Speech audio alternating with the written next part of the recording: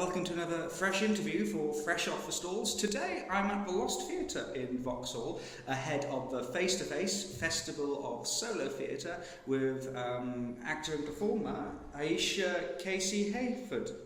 Did I get that right? Casely. Casely Hayford. Yeah, just dropped an L. Not Casely Hayford. No. I'm always... Anyway, so you're involved quite a lot this year. So you're in three things. You're in the version that's going on of Adult Child, Dead Child. You're in A Time to Speak, which is a collection of solo pieces looking at the complacency surrounding HIV in modern day. Yes. Glad I got that right. I remembered it properly. That's awesome. Yeah. And then also doing a piece during the cabaret. So you're a triple threat to the festival this year. But like, how did you first get involved with the face-to-face theatre festival? Okay. Well, yeah, it's all been quite organic, really. I am very close to the festival organiser and director, Colin Watkeys.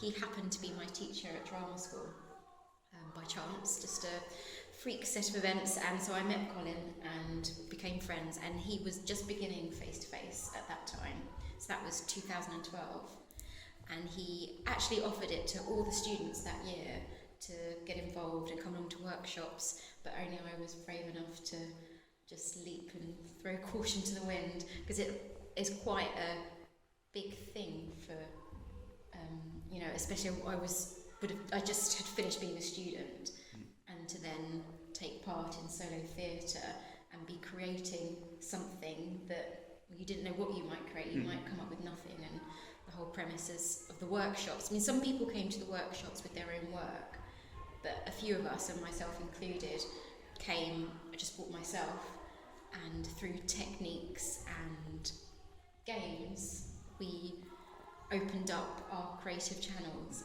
and were inspired, and that was my experience. And so I ended up creating a piece from being in the workshops, and it was incredible, because you don't know what you're capable of, do you? Yeah. And especially just finishing as a student, you have absolutely no idea. Was solo theatre ever something you've really considered going into before trying workshops? I don't think I knew what it was as a theatre genre, because it's more than a monologue. It's not a monologue, even though you are just one person on the stage doing a performance. It's not a monologue. So I didn't set my mind to thinking I'm going to do solo theatre. It was more I had a connection with Colin enough to be interested and just take a leap. And then it has since happened that it seems to be a specialist thing for me now, and I've done more solo theatre than I have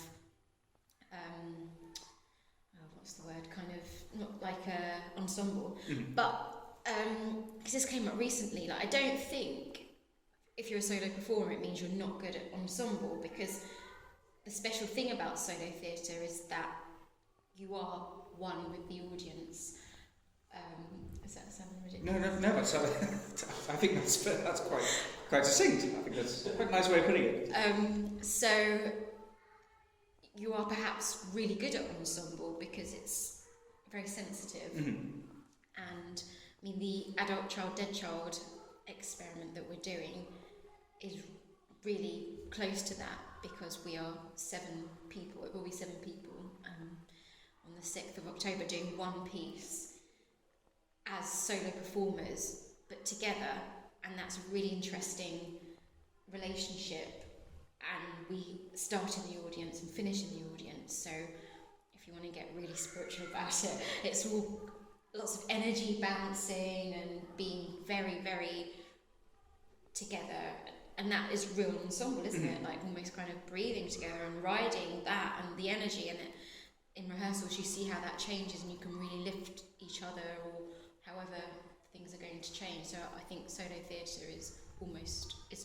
like a really interesting kind of ensemble work as well. And would you say it's more challenging than sort of the general sort of ensemble work, or would you say it was a different challenge? I am too inexperienced to really answer that. Okay, that's fine. Haven't done nearly enough ensemble to answer it, so it's challenging because it's a real art form. So I think I couldn't compare, but it's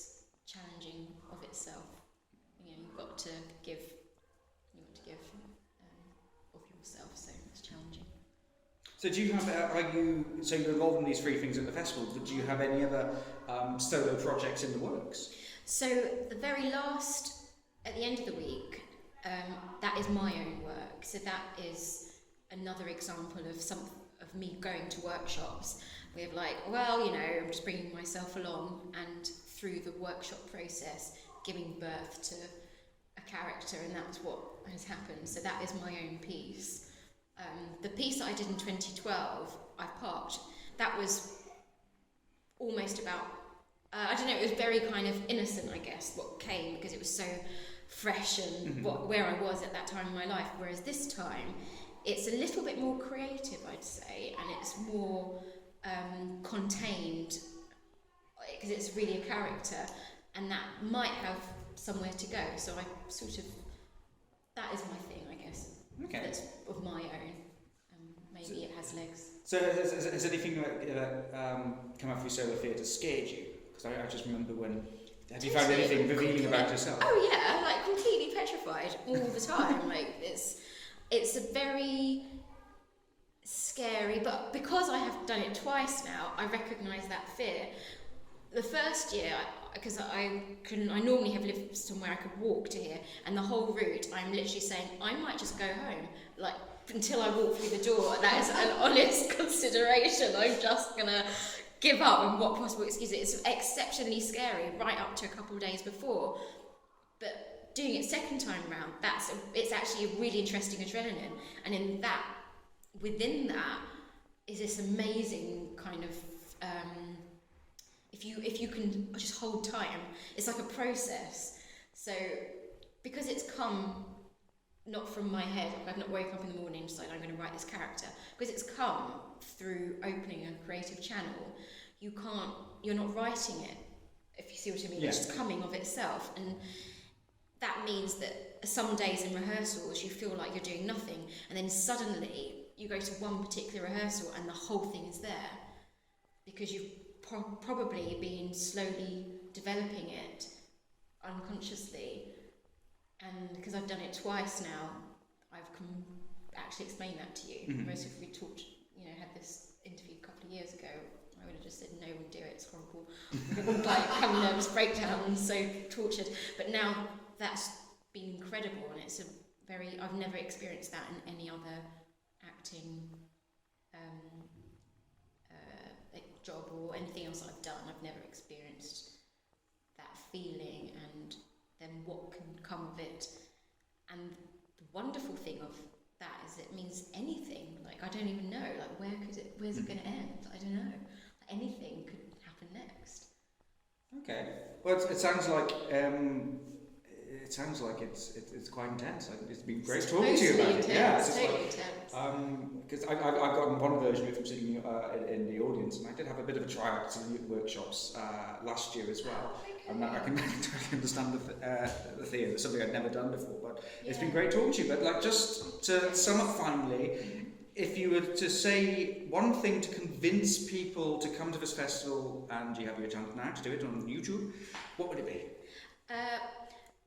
I would say to an audience member to come, because like any theatre, when you go somewhere, that evening will never be recreated ever again. So it's a unique, original experience.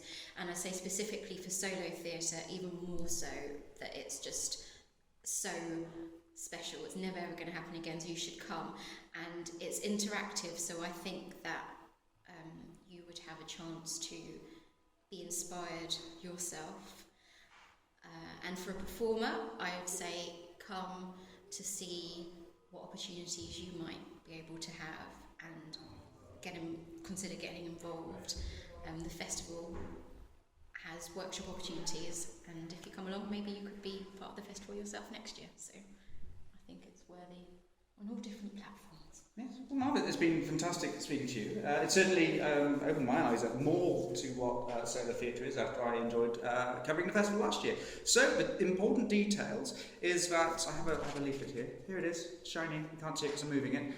It's from the 6th to 11th of October, so it's week ish long. That's not 7 days, is it? That's it's 5. 6. 6. And the last day is even really exciting because it's 1-to-1. Yes, the one-to-one performances. Have you done those? I was on them last year. It was really Yeah. interesting. I got some sort of crazy bread baby made for me, and it scared me stupid. But it's also some really interesting things there. Come to the festival. There's some great things on. So you'll be able to see Ayesha in. You got 3 chances to see her in Adult Child, Dead Child. So. Yes. I've completely forgotten her name now. Claire Dow. Because that's so embarrassing, especially when Colin Watkey's the director is the one who's laughing off camera. So Claire Dowie's Adult Child, Dead Child, and then again in A Time to Speak. Time to Speak, yeah. Hugh Wild's evening on HIV. When we're raising money for a charity that night. So Positive East. That's the one. So I've good. done my research. I am Impressed. competent at this job. I promise you. I promise you guys too. I am competent. And then a cabaret evening on the Saturday. Friday. The Friday. The 10th. 1-to-1s are on the 11th. And yeah, 1-to-1s. So 6 days, and then 1 rests on the Sunday. Yep, so definitely. Nicely. Yeah. Sorry. So, I probably should let Colin could come and actually do all the spiel. But yeah, come down. I certainly say it's an absolute experience. And if I've not convinced you, if I didn't convince you whilst I was writing for What's Been Seen last year, hopefully Ayesha has convinced you today. So I shall be back soon with more videos and people. So bye. See you Bye. in October.